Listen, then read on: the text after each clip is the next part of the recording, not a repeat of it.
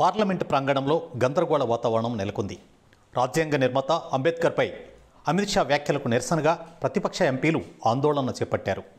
అటు అంబేద్కర్ను కాంగ్రెస్ అవమానించిందని ఆరోపిస్తూ అధికార పక్షం కూడా నిరసన చేపట్టింది. పార్లమెంటు లోపలికి వస్తున్న అధికార పక్షం ఎంపీలను విపక్ష నేతలు అడ్డుకున్నారు. ఆ సమయంలో బీజేపీ ఎంపీ కేంద్ర మాజీ మంత్రి ప్రతాప్ చంద్ర సారంగి కింద పడ్డారు. ఆయన తలకు స్వల్ప గాయమైంది. వెంటనే హాస్పిటల్కు తరలించారు. రాహుల్ గాంధీ ఓ ఎంపీని నెట్టడం వల్ల ఆయన తనపై పడ్డారని గాయపడ్డ ఎంపీ ఆరోపించారు.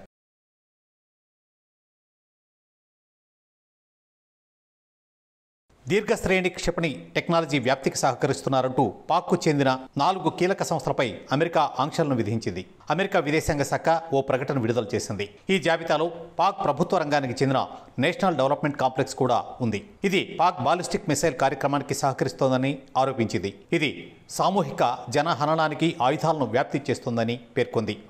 ఇక Akhtar sons private limited, affiliates international, Rockside enterprises కూడా అమెరికా జాబితాలో ఉన్నాయి.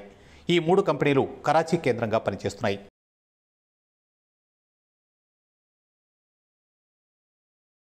తెలంగాణ జానపద కళాకారుడు పస్తం మొగ్లియా మృతి చెందారు. ఆయన మృతి పట్ల తెలంగాణ సీఎం రేవంత్ రెడ్డి తీవ్ర సంతాపం వ్యక్తం చేశారు. బేడబుడగ జంగాల జానపద కళారూపం శారద కథలకు బహుళ ప్రాచుర్యం కల్పించి ఆ కళకే గొప్ప బలగంగా నిలిచిన మొగ్లియా మరణం బడుగుల సంగీత సాహిత్య రంగానికి తీరని లోటు అని ముఖ్యమంత్రి తెలిపారు. వరంగల్ జిల్లా దుగ్గొండి మండల కేంద్రానికి చెందిన పస్తం మొగ్లియా శారద తంబూర మీటుతూ పక్కనే బుర్ర వాయిస్తూ ఆయన సతీమణి కొమురమ్మ ఇచ్చిన చాలా ప్రదర్శనలు వెలకట్టలేనివని, తెలంగాణ ఆత్మను ఒడిసిపట్టిన బలగం సినిమా చివర్లో వచ్చే మొగ్లియా పాట ప్రజల హృదయాల్లో చిరస్థాయిగా నిలిచిపోయిందని సీఎం గుర్తు చేశారు.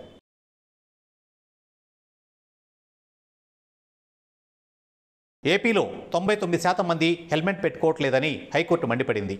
హెల్మెట్ లేకుండా బైకులు ఎలా నడుపుతారని ప్రశ్నించింది. రూల్స్ ఎందుకు పాటించరని నిలదీసింది. ఈ అంశంపై ఈ మధ్య హైకోర్టులో పిల్ దాఖలైంది. దీనిపై స్పందిస్తూ హైకోర్టు బైక్ నడిపే వ్యక్తి మాత్రమే కాదు, వెనుక కూర్చున్న వ్యక్తి కూడా హెల్మెట్ పెట్టుకోవాలి అని రూల్ చెప్పింది. ఏపీ హైకోర్టు మరో కీలక నిర్ణయం కూడా తీసుకుంది. ఎవరైనా హెల్మెట్ పెట్టుకోకుండా 2 వీలర్ నడిపితే వారికి ఫైన్ వేయాలని ఆదేశించింది. అంతేకాదు ఆ ఫైన్ను 90 రోజుల్లో చెల్లించకపోతే వారి వాహనాన్ని కూడా స్వాధీనం చేసుకోవాలని ఏపీ ప్రభుత్వాన్ని ఆదేశించింది.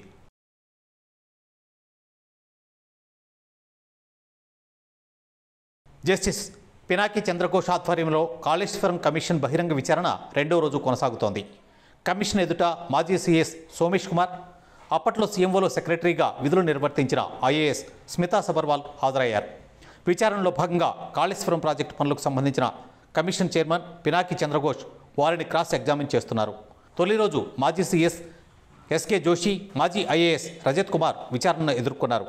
కాళేశ్వరం ప్రాజెక్టుకు సంబంధించి మేడిగడ్డ, అన్నారం, సుందిళ్ల బ్యారేజీల నిర్మాణ విషయంలో విధానపరమైన నిర్ణయాలు తీసుకుంది మాజీ సీఎం కేసీఆర్, అప్పటి ఇరిగేషన్ మినిస్టర్ హరీష్ రావు అని మాజీ సీఎస్ ఎస్కే జోషి కమిషన్కు తెలిపారు.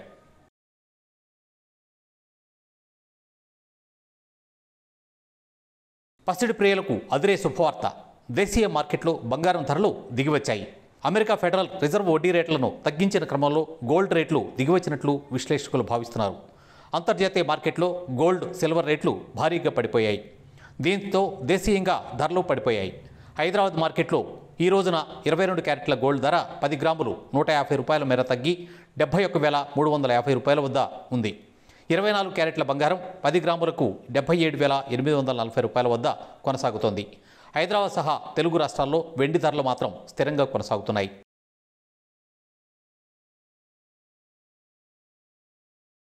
దేశవ్యాప్తంగా చలిగాలులు పెరగడంతో పాటు దట్టమైన పొగమంచు కమ్మేసింది. ఈశాన్య రాష్ట్రాలతో పాటు ఉత్తర దక్షిణాది రాష్ట్రాలను సైతం చలిగాలులు వణికిస్తున్నాయి. రాజస్థాన్లోని పలు ప్రాంతాల్లో కనిష్ట ఉష్ణోగ్రత 0 డిగ్రీ సెల్సియస్కు పడిపోయినట్లు భారత వాతావరణ శాఖ పేర్కొంది. రాష్ట్రంలో ఉష్ణోగ్రతలు 2 డిగ్రీల నుండి 4 డిగ్రీల సెల్సియస్కు తగ్గినట్లు తెలిపింది. మధ్యప్రదేశ్లో సైతం కనిష్ట ఉష్ణోగ్రత 7 డిగ్రీల సెల్సియస్కు పడిపోయింది. రాబోయే 5 నుండి 7 రోజుల్లో వాయవ్య భారత్లోని పలు రాష్ట్రాలపై తీవ్ర చలిగాలులు వీచే అవకాశం ఉందని వెల్లడించింది. చలిగాలుల ప్రభావం దక్షిణాది రాష్ట్రాలపైన పడింది. ఉష్ణోగ్రతలు తగ్గుముఖం పట్టడంతో చలిగాలులతో ప్రజలు ఉక్కిరిబిక్కిరి అవుతున్నారు.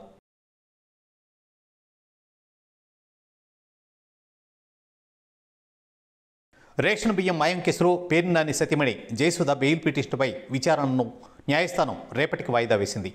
ఈ కేసులో ప్రాసిక్యూషన్ తరపున వాదించేందుకు జాయింట్ డైరెక్టర్ ఆఫ్ ప్రాసిక్యూషన్ నుంచి న్యాయవాది విజయ ప్రత్యేకంగా వచ్చారు. ప్రాసిక్యూషన్ తరపున కౌంటర్ దాఖలు చేసేందుకు సోమవారానికి వాయిదా కోరారు. అప్పటి వరకు సమయం ఇవ్వలేమని 9వ అదనపు జిల్లా జడ్జి శుక్రవారానికి వాయిదా వేశారు.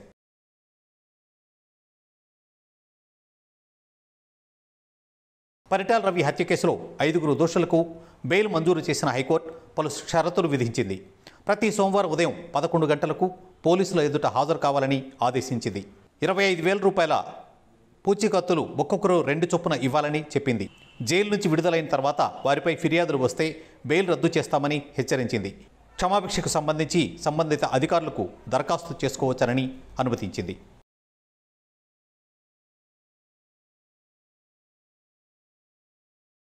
నైరుతి బంగాళాఖాతంలో ఏర్పడిన తీవ్ర అల్పపీడనం రానున్న 24 గంటల్లో వాయవ్య దిశగా పయనిస్తూ ఉత్తర తమిళనాడు, దక్షిణ కోస్తా తీరాల వైపు వెళ్లే అవకాశం ఉందని వాతావరణ శాఖ తెలిపింది.